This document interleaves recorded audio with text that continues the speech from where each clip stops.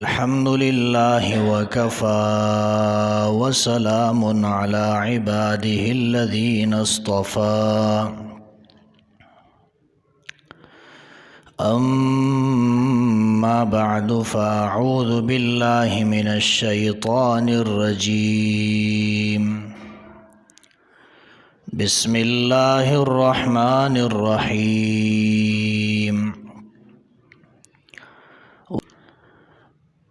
ولا تطع من أغفلنا قلبه عن ذكرنا واتبع هواه وكان أمره فرطا وقال رسول الله صلى الله عليه وسلم الكيس من دان نفسه وعمل لما بعد الموت والعاجز من أتبع نفسه هواه وتمنى على الله أو كما قال رسول الله صلى الله عليه وسلم۔ انتہائی واجب الاحترام قابل صد تکریم معزز دوستوں اور بھائیوں، خواہش کسے کہا جاتا ہے؟ خواہشات کا معنی ہے آرزو کرنا، چاہت پیدا کرنا، دنیاوی لذائذ کو طلب کرنا۔ اللہ تعالیٰ نے ہر آدمی کے دل کے اندر کچھ خواہشات پیدا کی ہیں۔ ہر انسان کی کچھ آرزو ہے، کچھ تمنائیں ہیں۔ تمنا وہ تمنا ہے جسے پانے کی خواہش ہو، جو مر کر بھی نہ ہو پوری، اسے ارمان کہتے ہیں۔ ہر انسان وہ اپنے دل کے اندر کچھ آرزو، تمنا اور خواہشات ضرور رکھتا ہے۔ انسان کی کوشش ہے کہ وہ اچھی تعلیم حاصل کرے، خوب پیسہ کمائے، بینک بیلنس بنائے، کوٹی بنائے، مال اور دولت کو جمع کرے، گاڑیاں خریدے، گاڑیوں میں سیر سپاٹے کرے۔ یہ ہر انسان کی خواہش ہے۔ کچھ خواہشات جائز ہوتی ہے اور کچھ خواہشات ناجائز ہوتی ہیں۔ بعض اوقات انسان اپنی ناجائز خواہشات کو پوری کرنے کی بھی پوری کوشش کرتا ہے، لیکن اللہ تعالیٰ نے ہمیں ناجائز خواہشات کو پورا کرنے سے منع فرمایا ہے، اور اللہ نے فرمایا کہ جو شخص خواہشات کی اتباع کرتا ہے، خواہشات کی پیروی کرتا ہے، خواہشات کے پیچھے چلتا ہے، اللہ نے فرمایا میرے پیغمبر ایسے آدمی کی پیروی نہیں کرنا، اس کی بات کو مت ماننا۔ وَلَا تُطِعْ مَنْ أَغْفَلْنَا قَلْبَهُ عَنْ ذِكْرِنَا، جو ہماری یاد سے غافل ہو چکا ہے، جس کا دل ہماری یاد سے غافل ہو چکا ہے، اس کی اطاعت مت کرنا۔ وَاتَّبَعَ هَوَاهُ، جو شخص خواہشات کے پیچھے چل پڑا ہے، اس کی پیروی مت کرنا، اس کی اطاعت مت کرنا۔ خواہشات کے پیچھے چلنے والے شخص کی اطاعت سے اللہ نے ہمیں منع فرمایا ہے، اور عقل مند آدمی وہ ہے جو اپنے آپ کو پہچان لے، اپنا محاسبہ کر لے، اور مرنے کے بعد والی جو زندگی ہے اس زندگی کی تیاری کر لے۔ یہ عقل مند انسان ہے۔ ہمارے ہاں عقل مند کسے کہتے ہیں؟ جب کوئی شخص اپنا ذاتی مکان خرید لیتا ہے، پلاٹ خرید لیتا ہے، گاڑی خرید لیتا ہے، شادی کر لیتا ہے، لوگ کہتے ہیں یہ بہت عقل مند انسان ہے، اس نے اپنا پیسہ برباد نہیں کیا، اس نے اپنی دنیا سنوار لی ہے، اپنی دنیا کو اس نے بنا لیا ہے، ہم اس کو عقل مند سمجھتے ہیں۔ اگر کوئی شخص بہت محنت کرتا ہے، انجینئر بن جاتا ہے، ڈاکٹر بن جاتا ہے، کوئی بڑا آدمی بن جاتا ہے، پیسے کمانے لگتا ہے، تو ہم کہتے ہیں کہ یہ انسان عقل مند ہے، اس نے اپنی دنیا بنا لی ہے، یہ کامیاب انسان ہے۔ اللہ کی رسول نے عقل مند کس کو فرمایا؟ عقل مند اس انسان کو فرمایا کہ جو مرنے کے بعد والی زندگی کے لیے تیاری کرے۔ اب مرنے کے بعد والی جو زندگی ہے اس کی تیاری کیا ہے کہ انسان اللہ کی اطاعت کرے، اس کے رسول کی فرمانبرداری کرے، جو نیک کام ہے ان کو بجا لائے، جو برائیاں ہیں ان سے اپنے آپ کو بچائے رکھے۔ تو یہ شریعت کی نظر میں، اللہ کے رسول کی نگاہ میں یہ عقل مند ہے۔ اور فرمایا کہ وہ شخص تو عاجز اور کمزور ہیں جو اپنے نفس کو اپنا الہ بنا دے، اپنے نفس کی اور اپنے خواہشات کی پیروی کریں اور پھر اللہ سے بڑی بڑی امیدیں بھی لگائے رکھیں۔ ایسا آدمی بہت بے بس ہے، بہت عاجز ہے، بہت کمزور ہے۔ ہم دین کو بھی اپنی خواہشات کے تابع بنانا چاہتے ہیں۔ ہم چاہتے ہیں کہ ہماری خواہشات پوری ہو، وہ کسی طریقے سے دبے نہیں، اگرچہ اس کے لیے اسلام کو دبانا پڑے، اس کے لیے ہمیں قرآن کو دبانا پڑے، ہمیں اس کے لیے سنت کو دبانا پڑے، خیر ہے، لیکن ہماری خواہشات نہ دبے، ہماری خواہشات پوری ہوں۔ میں نے ایک نوجوان سے کہا، میرے شاگرد بھی ہیں، تو میں نے ان سے پوچھا کہ آپ کی عمر کتنی ہوگی؟ کہنے لگا 22-23 سال تقریباً اس نے عمر بتائی۔ تو میں نے اس سے پوچھا کہ آپ کی شادی ہو گئی ہے کہ نہیں ہوئی ہے؟ تو اس نے مجھے یہ جواب نہیں دیا کہ شادی ہوئی ہے یا نہیں ہوئی ہے۔ اس نے سوال کیا کہ اللہ کے پیغمبر نے کتنی عمر کے اندر شادی کی تھی، کس عمر کے اندر اللہ کے رسول نے شادی کی تھی؟ یعنی گویا کہ وہ یہ اعتراض کرنا چاہتا تھا یا یہ مجھے باور کرانا چاہتا تھا کہ ابھی میری عمر 25 سال تک نہیں پہنچی ہے، جب میری عمر 25 سال تک پہنچے گی جب میں شادی کروں گا، کیونکہ اللہ کے رسول نے 25 سال سے پہلے شادی نہیں کی ہے۔ یعنی اس کا مقصد شاید یہ تھا کہ آپ مجھے 25 سال سے پہلے شادی کی ترغیب کیوں دے رہے ہیں؟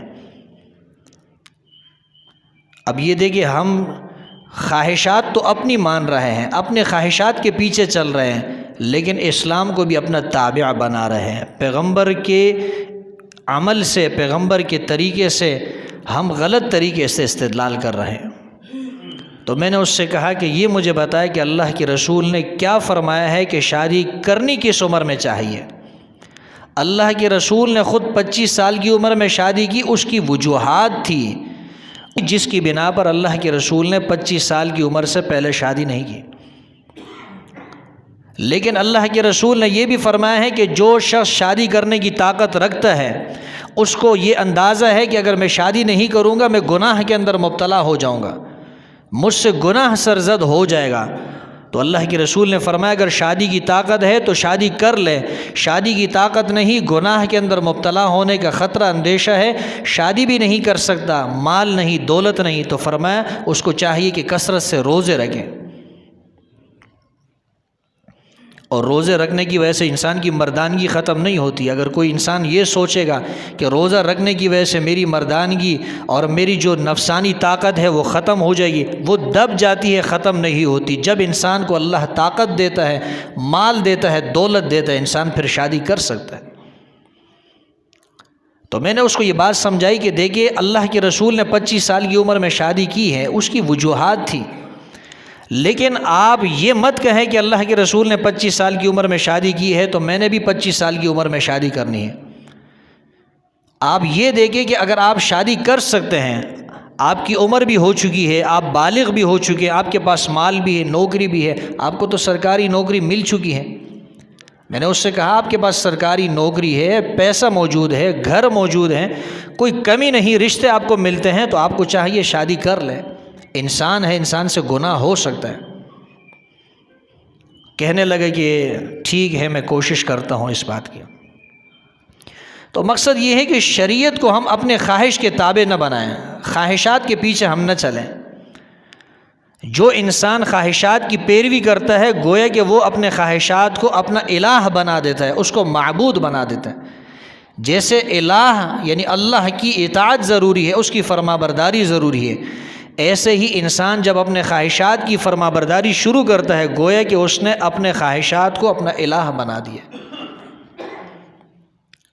تقلید شخصی جو ہے یہ علماء کہتے ہیں کہ یہ ضروری ہے۔ تقلید شخصی کا مطلب کیا ہے؟ تقلید شخصی کا مطلب یہ ہے کہ 4 بڑے امام ہیں، امام تو بہت سارے ہیں لیکن 4 امام ایسے ہیں کہ ان کی فقہ پوری دنیا کے اندر مشہور ہو گئی ہے۔ امام ابو حنیفہ، امام مالک، امام شافعی، امام احمد بن حنبل رحمہم اللہ تعالی، یہ 4 امام ایسے ہیں ان کی فقہ پوری دنیا کے اندر شہرت پا گئی ہے اور ان کے ماننے والے، ان کے پیروکار پوری دنیا کے اندر موجود ہیں۔ تو علماء فرماتے ہیں یا تو آپ کو امام شافعی کی تقلید کرنی پڑے گی، یا امام ابو حنیفہ کی تقلید کرنی پڑے گی، یا امام مالک کی تقلید کرنی پڑے گی، یا امام احمد بن حنبل رحمہم اللہ ان کی تقلید کرنی پڑے گی۔ کسی ایک امام کی تقلید کرنا یہ ضروری ہے۔ اگر آپ یہ سمجھتے ہیں کہ میں ایک امام کی تقلید نہیں کرتا، مجھے جس کی بات اچھی لگے میں اس کی پہ، اگر اس کی بات اچھی لگتی ہے میں اس کی بات مانوں گا، امام مالک کی بات اچھی لگتی ہے تو اس کی بات مانوں گا، امام شافعی کی بات اچھی لگتی ہے اس کو مانوں گا، امام احمد کی بات اچھی لگتی ہے اس کو مانوں گا، یہ خواہشات کی اتباع ہے، یہ خواہشات کی پیروی ہے۔ بہت سارے لوگ ہم سے کہتے ہیں کہ جی ہم اس مسئلے میں امام ابو حنیفہ کو اس لیے مانتے ہیں کہ ان کی یہ دلیل ہمیں اچھی لگی ہے، اس مسئلے میں امام مالک کو اس لیے مانتے ہیں کہ ان کی دلیل اچھی لگی ہے، قرآن حدیث کے مطابق ہے، اس مسئلے میں امام شافعی کو اس لیے مانتے ہیں کہ ان کی دلیل ہمیں اچھی لگی ہے، اس مسئلے میں امام احمد کو اس لیے مانتے ہیں کہ ہمیں ان کی دلیل اچھی لگی۔ یہ ہے خواہشات کی پیروی کرنا۔ امام چاروں برحق ہیں لیکن تقلید ایک کی کرنی پڑے گی۔ چاروں اماموں کی ایک وقت کے اندر بیک وقت چاروں کی تقلید کرنا یہ خواہشات کی اتباع ہے۔ ایک کی تقلید آپ کو کرنی پڑے گی، چاروں میں سے کسی ایک کو آپ چن لیجئے۔ اس کی مثال میں آپ کو دیتا ہوں۔ مثال کے طور پر ایک آدمی ہے، وہ زخمی ہوتا ہے، اس کے جسم سے خون نکلتا ہے۔ جیسے ہی اس کے جسم سے خون نکلتا ہے، امام شافعی رحمہ اللہ فرماتے ہیں اس کا وضو نہیں ٹوٹتا۔ امام ابو حنیفہ رحمہ اللہ فرماتے ہیں اس کا وضو ٹوٹ جاتا ہے۔ خون نکلنے کی وجہ سے، خون بہہ جانے کی وجہ سے امام ابو حنیفہ فرماتے ہیں وضو ٹوٹ جاتا ہے، امام شافعی رحمہ اللہ فرماتے ہیں وضو نہیں ٹوٹتا۔ اب اگر سردی کا موسم ہو اور کسی آدمی کو زخم لگ جائے اور اس کے جسم سے خون بہنا شروع ہو جائے تو وہ یہ کہے گا کہ میں تو امام شافعی رحمہ اللہ کے مسلک پہ عمل کرتا ہوں، اس لیے کہ ان کے پاس بھی دلیل ہے۔ امام شافعی کے مسلک پہ عمل تو کر رہا ہے دلیل کی وجہ سے نہیں، سردی سے بچنے کے لیے۔ یہ خواہشات کی پیروی ہے۔ امام شافعی رحمہ اللہ فرماتے ہیں اگر کوئی شخص وضو کر لے، اپنی بیوی کو بوس و کنار کر لے، ہاتھ لگا لے وضو کرنے کے بعد، امام شافعی رحمہ اللہ فرماتے ہیں اس کا وضو ٹوٹ جاتا ہے۔ امام ابو حنیفہ رحمہ اللہ فرماتے ہیں وضو نہیں ٹوٹتا۔ اب اگر کوئی شخص شادی شدہ ہے، وضو کر لیا ہے اس نے اور وہ مسجد کی طرف جا رہا ہے اور مسجد سے جانے سے پہلے وہ اپنی بیوی کو ہاتھ بھی لگاتا ہے، بوس و کنار کرتا ہے، پھر مسجد جاتا ہے، اب اس کے دل میں خیال آتا ہے کہ امام شافعی رحمہ اللہ کے ہاں وضو ٹوٹ جاتا ہے، امام ابو حنیفہ رحمہ اللہ کے ہاں وضو نہیں ٹوٹتا۔ اب اس نے سوچا کہ میں کس کے مسلک پہ عمل کروں، سردی کا موسم ہے، کراچی کی سردی تو کچھ بھی نہیں، آپ کشمیر، بالا کوٹ اور جو بالائی علاقے ہیں ٹھنڈے، جہاں برف باری پڑتی ہے، جہاں بارش بھی ہوتی ہے، بہت زیادہ ٹھنڈک ہوتی ہے، وہاں کا موسم ہو، اور ایک آدمی یہ سوچنے لگے کہ یار اگر میں وضو کروں گا تو ایسی صورت میں تو مجھے ٹھنڈ لگے گی، لہٰذا میں ایسا کرتا ہوں میں امام شافعی کے مسلک پہ عمل نہیں کرتا، میں امام ابو حنیفہ کے مسلک پہ عمل کرتا ہوں۔ ایک جگہ وہ عمل کر رہا ہے امام ابو حنیفہ کے مسلک کے اوپر، دوسری جگہ عمل کر رہا ہے امام شافعی رحمہ اللہ کے مسلک پر۔ یہ دلیل کی اتباع نہیں، یہ دلیل کی پیروی نہیں، یہ خواہشات کی پیروی ہے۔ یہ آپ خواہشات کی پیروی کر رہے ہیں اور اللہ نے خواہشات کی پیروی کرنے سے منع فرمایا۔ اسی لیے علماء فرماتے ہیں کہ ایک امام کی تقلید کرنا یہ ضروری ہے، اور ہم یہ کہتے ہیں کہ امام ابو حنیفہ رحمہ اللہ کی آپ تقلید کر لو اس لیے کہ بر صغیر پاک و ہند کے اندر یہاں پر امام شافعی رحمہ اللہ کے ماننے والے علماء آپ کو نہیں ملیں گے، امام مالک رحمہ اللہ کے ماننے والے علماء آپ کو نہیں ملیں گے، امام احمد بن حنبل رحمہ اللہ کے ماننے والے علماء آپ کو نہیں ملیں گے۔ اگر ملیں گے آپ کو تو وہ امام ابو حنیفہ رحمہ اللہ کے ماننے والے علماء آپ کو ملیں گے، مفتی ملیں گے، شیخ الحدیث ملیں گے، شیخ التفسیر ملیں گے، یعنی آپ کو جو بھی مسئلہ درپیش ہوگا آپ کو امام ابو حنیفہ رحمہ اللہ کے مسلک کے مطابق آسانی سے مسئلہ مل جائے گا، آپ کو فتویٰ مل جائے گا۔ لیکن اگر آپ باقی 3 اماموں کے پیچھے چلتے ہیں آپ کو مسائل کے پوچھنے میں مشکلات درپیش ہوگی۔ آپ کسی کی بھی تقلید کر سکتے ہیں، لیکن بر صغیر کے اندر، پاک و ہند کے اندر رہتے ہوئے آپ کے اوپر لازم ہے کہ امام ابو حنیفہ رحمہ اللہ کی تقلید کر۔ اگر کوئی ملک ایسا ہے وہاں سارے مالکی ہیں، سب امام مالک رحمہ اللہ کے ماننے والے ہیں، ٹھیک ہے، وہاں کے لوگ ان کی پیروی کریں۔ ہمارے ساتھ مدرسے میں طلباء پڑھا کرتے تھے، باہر ملک سے آتے تھے پڑھنے کے لیے، تو ہمارے اساتذہ فرمایا کرتے تھے دیکھو یہ امام ابو حنیفہ کا مسلک ہے، یہ امام شافعی کا مسلک ہے، یہ امام مالک کا مسلک ہے، یہ امام احمد بن حنبل کا مسلک ہے۔ ہم امام ابو حنیفہ کے ماننے والے ہیں، ہم ان کے دلائل زیادہ پیش کریں گے، ان کی قوت ہم بیان کریں گے، لیکن تم اپنا مسلک نہیں چھوڑنا۔ اس لیے کہ بہت سارے لوگ، کوئی سوڈان سے پڑھنے کے لیے آیا ہے، کوئی افریقہ سے پڑھنے کے لیے آیا ہے، کوئی کہاں سے آیا ہے، تو کوئی وہاں کے جو لوگ ہیں وہ زیادہ تر یا تو شافعی ہے یا مالکی ہے یا حنبلی ہے۔ ہمارے اساتذہ فرمایا کرتے تھے وہاں فتنہ مت پیدا کرنا، اگر امام شافعی کے ماننے والے ہو تو انہی کے مسلک پر عمل کرتے رہو، وہاں یہ نہیں کہ آپ ایک شوشہ چھوڑ دو کہ امام ابو حنیفہ کا مسلک زیادہ اچھا ہے، وہاں کے لوگ پہلے سے اس مسلک کو فالو کر رہے ہیں، امام شافعی کو پہلے سے ان کے مسلک پہ عمل کر رہے ہیں، ان کو اسی مسلک پر عمل کرنے دو، وہ بھی برحق ہے۔ لیکن یہاں پر رہتے ہوئے، بر صغیر کے اندر، پاک و ہند کے اندر رہتے ہوئے، افغانستان، بنگلہ دیش، پاکستان، انڈیا میں رہتے ہوئے آپ کو امام ابو حنیفہ رحمہ اللہ کی تقلید کرنی پڑے گی، ورنہ تو آپ پریشانی کا شکار ہو جائیں گے۔ تو خواہشات سے بچنے کے لیے ضروری ہے کہ آپ کسی ایک امام کی تقلید کریں۔ خواہشات سے بچنا، خواہشات سے دور رہنا یہ بہت ضروری ہے، ورنہ انسان گمراہی کے اندر پڑ جاتا ہے۔ جب انسان خواہشات کی پیروی کرتا ہے پھر وہ یہ چاہتا ہے مجھے عمدہ قسم کی گاڑی مل جائے، مجھے عمدہ قسم کا محل مل جائے، گھر مل جائے، مجھے بینک بیلنس بنانے کے طریقے مل جائیں، میرے پاس مال دولت آ جائے، اولاد آ جائے۔ ظاہر سی بات ہے کہ اللہ تعالیٰ نے سب انسان کے مقدر میں یہ چیزیں نہیں لکھی ہیں، پھر انسان ان چیزوں کے حصول کے لیے وہ اپنی تمام خواہشات کو پورے کرنے کے لیے ہر ناجائز اور جائز کام کو کر گزرتا ہے۔ ایک آدمی ہے، اس کی تنخواہ کم ہے، اس تنخواہ سے وہ بنگلہ نہیں بنا سکتا، گاڑی نہیں بنا سکتا، خواہش تو ہے کہ میں بنا لوں، اب اس کو پورا کرنے کے لیے وہ ہر جائز اور ناجائز طریقے پر عمل کر رہا ہے۔ خواہشات پر عمل کرنے والے کی مثال اس گائے کی طرح ہے جو صبح سویرے نکلے اور کسی ایسی چراگاہ کے اندر چلی جائے جہاں اس کو سرسبز و شاداب کھیت ملے، وہ خوب چر جائے، خوب چرے، خوب کھائے پیے اور موٹی تازہ ہو جائے، فربا ہو جائے، لیکن جب رات کو وہ سونے لگے اس کے دل و دماغ کے اندر یہ خیال پیدا ہو کہ کل مجھے کھانے کو ملے گا کہ نہیں ملے گا، پوری رات جب وہ گائے یہ سوچتی رہے تو پھر وہ دبلی پتلی ہو جائے، اور جیسے ہی صبح ہوتی ہے پھر اللہ تعالیٰ اس کھیت کو اس کے لیے سرسبز و شاداب کر دیتے ہیں، پھر وہ چرتی ہے، کھاتی ہے، پیتی ہے، پھر موٹی تازہ ہو جاتی ہے، پھر رات کا وقت ہوتا ہے، پھر وہ یہ سوچنے پر مجبور ہوتی ہے کہ آیا صبح کو میرے ساتھ کیا ہوگا، صبح کو میرے لیے کھانے کو کچھ گھاس ملے گا، کچھ چارہ ملے گا کہ نہیں ملے گا۔ یہی کیفیت انسان کی ہے۔ یہ گائے آپ اس کو یوں سمجھ لیجئے جیسے انسان کی یہ خواہشات ہے، انسان کی یہ تمنا ہے، وہ ہمیشہ یہ سوچتا رہتا ہے، اور یہ سرسبز و شاداب جو ہے یہ دنیا ہے، اللہ نے روزی کا وعدہ کیا ہے۔ انسان جب صبح نکلتا ہے خالی پیٹ ہوتا ہے، شام کو آتا ہے اپنے گھر میں، جب وہ سونے لگتا ہے سونے سے پہلے اس کا پیٹ جو ہے اللہ نے بھر دیا ہوتا ہے، اس کو روزی مل جاتی ہے۔ یہ پرندوں کو آپ دیکھ لیجئے، صبح سویرے نکلتے ہیں، ان کے پوٹے خالی ہوتے ہیں، شام کو جب یہ لوٹتے ہیں یہ سیر ہو کر آتے ہیں۔ روزی کا اللہ نے وعدہ کیا ہے، اللہ روزی پوری کر کے دیتا ہے۔ آپ نے کبھی یہ نہیں سنا ہوگا کہ کوئی انسان بھوک کی وجہ سے مرا ہے، بھوک کی وجہ سے انسان نہیں مرتا ہے۔ ہاں، ایک انسان کی زندگی پوری ہو جاتی ہے، بظاہر ایسا لگتا ہے کہ یہ بھوک کی وجہ سے بھوک کی وجہ سے مرا ہے، لیکن حقیقت میں بھوک کی وجہ سے نہیں مرتا۔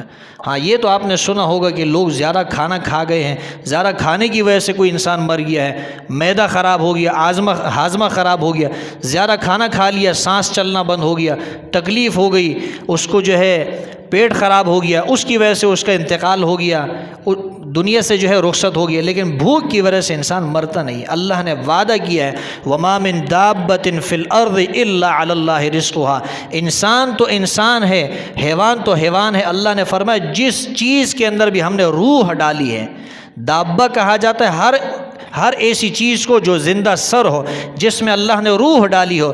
فرمایا جو بھی زندہ سر ہے جس میں بھی اللہ نے روح ڈالی ہے، فرمایا الا علی اللہ رزقها، اللہ نے وعدہ کیا ہے کہ اس کی روزی میں اس تک پہنچاؤں۔ انسان سوچتا ہے مجھے روزی کہاں سے ملے گی، کیسے ملے گی؟ اللہ تعالیٰ نے پہلے سے انتظام کیا ہوتا ہے۔ بچہ بھی دنیا میں آیا نہیں ہوتا، آنے والا ہوتا ہے، اللہ پہلے سے اس کے لیے دودھ کے 2 چشمے جاری کر چکا ہوتا ہے۔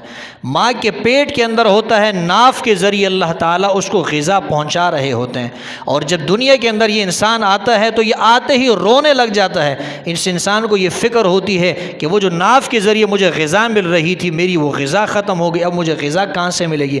اللہ فرماتے تو رو رہا ہے، تجھے پریشانی ہو رہی ہے، تیرے پیدا ہونے سے پہلے، دنیا میں آنے سے پہلے تیرے لیے میں نے دودھ کے 1 نہیں 2 چشمے جاری کر دیے ہیں۔ اور پھر یہ انسان تھوڑا بڑا ہوتا ہے، پھر اللہ اس کی روزی کا انتظام کرتا ہے۔ انسان کی کیا مجال ہے کہ وہ اپنے روزی کا انتظام کرے گا؟ انسان تو صرف اسباب اختیار کر سکتا ہے، روزی دینے والے تو اللہ کی ذات ہے۔ پیسہ کچھ نہیں کر سکتا، پیسے پہ انسان کو غرور نہیں کرنا چاہیے۔ اگر پیسے کے اندر طاقت ہے تو پھر بیماری کو روک کے دکھائیں، پیسے میں طاقت ہے تو موت کو روک کر دکھائیں، پیسے میں طاقت ہے تو قبر سے اپنے آپ کو بچائیں، پیسے میں طاقت ہے منکر اور نکیر کے سوالات سے اپنے آپ کو بچائیں، پیسے کے اندر طاقت ہے تو قبر کے عذاب سے اپنے آپ کو بچائیں، پیسے میں طاقت ہے تو کرونا سے اپنے آپ کو بچائیں۔ پیسے میں کوئی طاقت نہیں، طاقت اللہ کی ذات میں۔ پیسہ تو ایک سبب ہے جو اللہ نے بنایا ہے کہ انسان اپنے دنیا کا نظام اس کے ذریعے چلا سکے۔ میرا بیٹا جب بیمار ہو گیا، جس کا انتقال ہو گیا، آپ کو یاد ہوگا، جب وہ بیمار ہو گیا، ہسپتال قریب میں ہے، لوگ دور دراز سے آتے ہیں، کوئی اندرون سندھ سے آتا ہے، کوئی پنجاب سے آتا ہے، کوئی بلوچستان سے آتا ہے، بہت سارے لوگ باہر ممالک سے آتے ہیں یہاں علاج کرنے کے لیے۔ جب بیمار ہو گیا، اللہ تعالیٰ مجھے یہ سبق بتانا چاہتے تھے، یہ سبق اللہ مجھے سکھانا چاہتے تھے۔ آپ ہسپتال کے قریب ہوں، کتنے لوگ آپ کے ساتھ بھاگ دوڑ رہے تھے، کتنے ہمارے نمازی ساتھی ہیں وہ تعاون کر رہے تھے، ہر روز لوگ آتے تھے بچے کا پوچھنے کے لیے، ہر روز لوگ آتے تھے تعاون کرنے کے لیے، ڈاکٹروں کی سفارشیں کرواتے تھے کہ اس بچے کا اس کے زیادہ سے زیادہ خیال کیا جائے۔ ICU کے اندر جو ہے مجھ سے ڈاکٹر کہنے لگا کہ آپ اتنی بڑی سفارش لے کر آئے ہیں کہ مجھے مجبور ہونا پڑ رہا ہے کہ میں آپ کے بچے کو ICU کے اندر جگہ دوں۔ میں خود نہیں جانتا تھا کہ وہ سفارش کہاں سے آئی، کون لے کر آئے، اللہ نے کیسے انتظامات کیے۔ دوستوں نے کہا پیسوں کی فکر نہ کرے، بچہ آپ کا ٹھیک ہو جائے۔ ایک ساتھی مجھ سے کہنے لگا کہ اگر آپ چاہتے ہیں ہم آپ کے بیٹے کو آغا خان ہاسپٹل منتقل کر دیں۔ میں نے اس سے کہا اس کی زندگی جو ہے وہ موت اور زندگی کے کشمکش میں ہے، ایسا نہ ہو راستے کے اندر اس کا انتقال ہو جائے، مجھے صدمہ ہوگا۔ تو اس سارے اسباب بظاہر موجود تھے، تعلقات بھی اللہ نے پیدا کر دیے، پیسے کا انتظام بھی اللہ نے کر دیا، ہسپتال بھی قریب، دن میں 10 چکر بھی لگا سکتا تھا، لیکن اس کا پھر بھی انتقال ہو گیا۔ اللہ تعالیٰ یہ بتانا چاہتے ہیں کہ مال سے کچھ نہیں ہوتا، سفارشوں سے کچھ نہیں دیتا، ڈاکٹر انسان کو زندگی نہیں دے سکتا، مال دولت انسان کو زندگی نہیں دے سکتی، آپ کے تعلقات آپ کو زندگی نہیں دے سکتی، آپ ہسپتال کے قریب ہے، اس سے آپ اپنے بچے کی زندگی نہیں لوٹا سکتے۔ زندگی دینے والا اللہ ہے۔ تبارک الذی بیدہ الملک وہو علی کل شیء قدیر، برکتیں دینے والا کون ہے؟ اللہ ہے، ہر چیز پر قادر مطلق کون ہے؟ الذی خلق الموت والحیات، جس نے زندگی کو بھی وجود بخشا، جس نے موت کو بھی وجود بخشا۔ موت اور زندگی کو پیدا کرنے والا، موت اور زندگی کا خالق اللہ ہے۔ یہ اللہ کے ہاتھ میں، پیسے کے ہاتھ میں کچھ نہیں ہے۔ انسان بیمار ہو جاتا ہے، جب بیمار ہوتا ہے پھر وہ اپنے مال کو دیکھتا ہے، یہ مال تو میں نے اپنے لیے نہیں کمائی ہے، تو میں کسی اور کے لیے کما چکا ہوں، تب انسان کی آنکھیں کھل جاتی ہیں۔ پھر انسان کو احساس ہوتا ہے اب میں مر رہا ہوں، میری دولت، میری جائیداد، میری گاڑیاں، میرا بینک بیلنس سب کچھ مجھ سے یہیں پر رہ رہا ہے۔ مال کچھ نہیں کر سکتا، یہ صرف ان اسباب کے درجے میں ہیں۔ میں یہ اس بات کی کوئی نفی نہیں کرتا، مال بہت کچھ ہے، بہت کچھ ہے، لیکن سب کچھ نہیں ہے، سب کچھ اللہ کی ذات ہے۔ زندگی اور موت اللہ کے ہاتھ میں ہے، تو انسان اپنی خواہشات کو پوری کرنے کی خواہش کرتا ہے۔ ایک حدیث میں آتا ہے، اس کا مفہوم عرض کر رہا ہوں، آپ ذرا تصور کیجئے، ذرا خیال کیجئے، ایک چکور آپ لائن کھینچیے، ایک چکور لائن ہے مثال کے طور پر، جس کو آپ یعنی مربع قسم کی ایک لائن ہے اور اس کے بیچ میں آپ ایک لائن کھینچ لیں. آپ فرض کریں یہ جو بیچ کی لائن ہے یہ انسان ہے، اس کے دائیں بائیں آپ لکیریں کھینچ لیں. یہ بیماری ہے، یہ اولاد کا مرنا ہے، یہ ہسپتال جانا ہے، یہ ڈاکوؤں نے لوٹ لیا، یہ مال چھن گیا، یہ بے روزگاری، یہ سب تکالیف ہیں. اللہ کے رسول نے فرمایا کہ یہ بیچ میں انسان ہے، یہ دائیں بائیں جو لکیریں ہیں یہ کیا ہے؟ یہ انسان کی تکالیف ہے. اور وہ جو لکیر چاروں طرف اللہ کے رسول نے کھینچی اس کے باہر انسان کی آرزوئیں ہیں، تمنائیں ہیں، خواہشات ہیں. اور یہ بیچ میں یہ جو چار طرف جو لائن کھینچی گئی ہے یہ انسان کی زندگی ہے. فرمایا انسان ایک مصیبت سے پہنچتا ہے، خوش ہوتا ہے کہ اس تکلیف سے میری جان بچ گئی، آگے جا کے دوسری مصیبت کا شکار ہوتا ہے، اس سے جان بچتی ہے، پھر آگے تیسری مصیبت کھڑی ہوتی ہے سامنے، اس کا شکار ہو جاتا ہے، اس سے بچتا ہے تو چوتھی مصیبت آ جاتی ہے. پھر انسان چاہتا ہے کہ اب یہ چاروں مصیبتیں اللہ نے مجھ سے ٹال دی ہے، اب وہ جو میری آرزو ہے، میری تمنا ہے، میں گاڑی خریدوں گا، میں مکانات بناؤں گا، میں محلات بناؤں گا، وہ جو خواہشات ہے وہاں تک ابھی پہنچے بھی نہیں ہوتا کہ اس کی موت آ جاتی ہے، یہ دنیا سے رخصت ہو جاتا ہے. تو انسان کو اپنے خواہشات کے پیچھے نہیں چلنا چاہیے، اپنے خواہشات کو دبانا چاہیے. آخری بات آپ سے عرض کرتا ہوں، خواہشات کو کیسے دبایا جاتا ہے اس کی ایک مثال دیتا ہوں آپ کو. ہمارے ایک نمازی ہے، تقریباً 50 سال ان کی عمر ہے، شادی شدہ ہیں، اللہ نے بچے بھی دیے ہیں، بیٹے بھی ہیں، بیٹیاں بھی ہیں.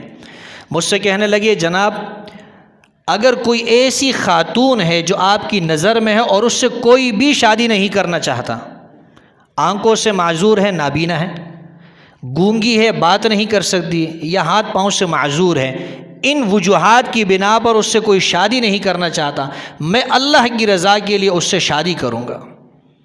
یہ ہے اپنے خواہشات کو دبانا.